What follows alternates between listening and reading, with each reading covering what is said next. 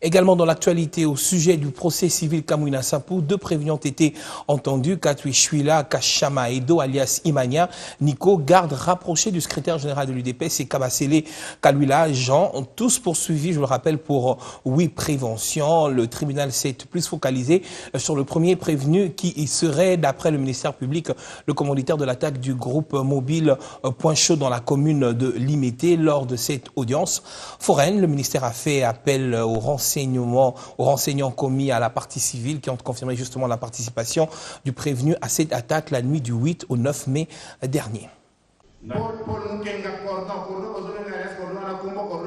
Il serait le commanditaire de l'attaque du Point Chaud mobile dans la commune de Limité. Katousuila Kachama Edo alias Imania Nico, garde rapproché du secrétaire général de l'UDPS. C'est ce que révèle le ministère public.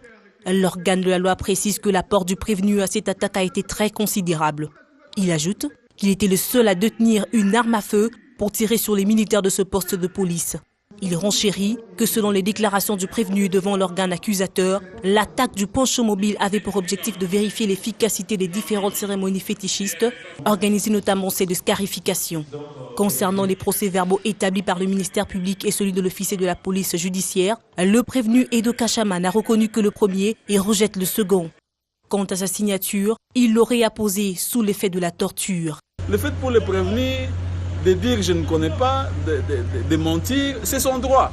Les juges tirent des questions dans les pièces qui sont dans le dossier. Le ministère public pose aussi des questions en se fondant sur les pièces. Et sur ces pièces, il y a non seulement des procès-verbaux qui contiennent des aveux de prévenus, mais il y a aussi d'autres procès-verbaux qui sont revêtus de la force probante, notamment des procès-verbaux de constat. Pour éclairer l'auguste assemblée, le ministère brandit une liste des participants de la réunion préparatoire de l'attaque de la prison centrale de Makala et les photos qui, selon celui-ci, attestent la participation du prévenu Edo Kachama aux 2 attaques précitées.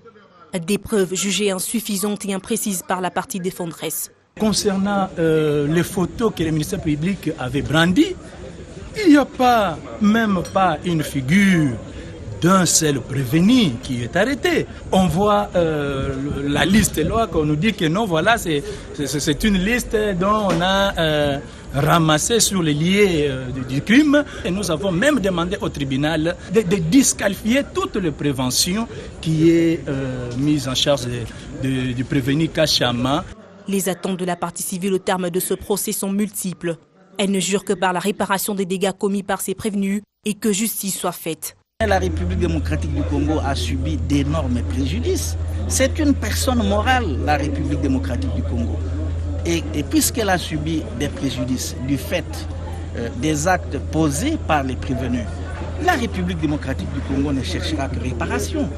À quelques minutes de la clôture de cette audience, le tribunal a fait appel au prévenu Kabasele Kalwila Jean, poursuivi pour prévention. Faute de temps, le tribunal entendra de nouveau le mardi 13 février prochain.